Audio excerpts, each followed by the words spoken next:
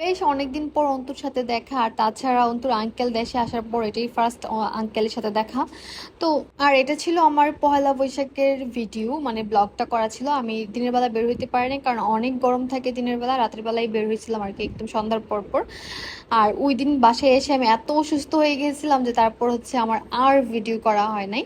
আর আরেকটা কথা, অন্তুকে নিয়ে আমার ভিডিওতে, আমার ফেসবুকের ভিডিওতে, ইউটিউবের ভিডিওতে অনেকে অনেক ধরনের কমেন্ট করেন, মানে একটু বাজে মিন করে কমেন্ট করেন আর কি। কারণ অন্তুর সাথে যখন আমি বনশ্রী বাসায় থাকতাম আমরা অনেক ব্লগ বানাতাম। তো সেই খাতিরে আপনারা, আমি যেহেতু পাবলিকলি ভিডিও আপলোড করি, আপনারা যে কোনো ধরনের কমেন্টই করতে পারেন। আমার আসলে এতে কোনো ওইরকম কোনো কিছুই বলার নেই। কিন্তু আপনারা অন্তুকে নিয়ে আর আমাকে নিয়ে এত এত বাজে কমেন্ট করছেন, আমরা কখনোই এগুলা কোনো ওইরকম ভাবে রিপ্লাই দেয় নাই বা কোনো কিছুই আপনাদেরকে জানাই নাই। কারণ এটা হচ্ছে যার যার চিন্তা ভাবনা, আপনারা কে কিভাবে নিছেন ব্যাপারগুলো আপনারাই জানেন। বাট অন্তুর সাথে হচ্ছে আমার যদি রিলেশনটা হয়, এটা হচ্ছে খালা ভাগ্নির খালা ভাগ্নার রিলেশন। আর তাছাড়া যদি অন্য কোনো সম্পর্ক থাকে সেটা হচ্ছে আমরা একজন আর একজনের খুব ভালো ফ্রেন্ড। আমার সাথে অন্তুর অনেক ভালো সম্পর্ক, আমার সাথে তুরানের অনেক ভালো সম্পর্ক, আমার সাথে এথিনারও অনেক ভালো সম্পর্ক, মানে সবার সাথে আমার অনেক ভালো রিলেশন আছে। তার মানে এই না যে তার সাথে আমার প্রেম হয়ে গেছে বা এরকম কোনো কিছু। ধরেন কোনো একটা ছেলে আমার ফ্রেন্ড হইতেই পারে, তার মানে কি তার সাথে আমার প্রেম হয়ে গেছে?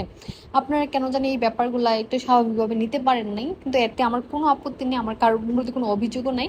কিন্তু কিছু কিছু আপুরা আছে যারা কিনা এটাকে স্বাভাবিকভাবে নিতে পারে নাই, এমনকি এখন পর্যন্ত আমার ভিডিওতে আমাকে নিয়ে বলে যে এমনটা যে করছিলা, অমনটা যে করছিলা, তোমার জামাই কি জানে, মানে এরকম ভাবে একটু কমেন্ট করে আর কি, যেটা কিনা দেখতে আমার অনেক হাসি পাই। যাই হোক, ওইসব আপু ভাইয়াদেরকে আমার আসলে বলার মতো কিছুই নাই।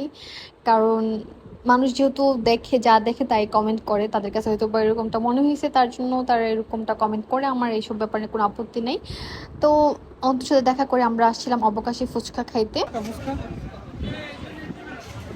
জানি না, আমি তো খাই না, বলতে পারি না। অনেকদিন পরে আসছি তো আমি এখানে, অনেকদিন পরে, লাস্ট কবে খেয়েছিলাম মনে নেই। আর ব্রাহ্মণবাড়িয়াতে আমরা অনেকদিন যাবত কোনো ফুচকা খাই না, তার জন্য 7টা ফুচকার দাম 50 টাকা শুনে আমার জামাই একটু অবাকই হয়েছে। কিন্তু আমি তেমন একটা অবাক হয় নাই, কারণ এটা হইতেই পারে, কারণ জিনিসপত্রের দাম যেরকমভাবে বাড়ছে অসম্ভব কোনো কিছু না। আর অলরেডি অনেক রাত হয়ে গেছিলো, প্রায় তখন মনে হয় 10টা বাজে। দোকানপাটও বন্ধ করে দিতেছিল, আমরাও খাওয়া দাওয়া করতেছিলাম। আর আমি টপিকটা নিয়ে আপনাদেরকে বললাম, আপনারা হয়তো বা আজকে আমার কথা শোনার পরেও অনেক কিছু বলতে পারেন, কিন্তু যাই হোক, আমার কাছে মনে হলো ব্যাপারটা একটু ক্লিয়ার করে দিই। যদিও আপনার ব্যাপারটা অনেকেই জানেন, তারপর আমি আবার ক্লিয়ার করে দিলাম আর কি। তো এটাই ছিল আমার আজকের ছোট্ট মিনি ব্লগ, আশা করি ভালো লাগবে। আল্লাহ হাফেজ।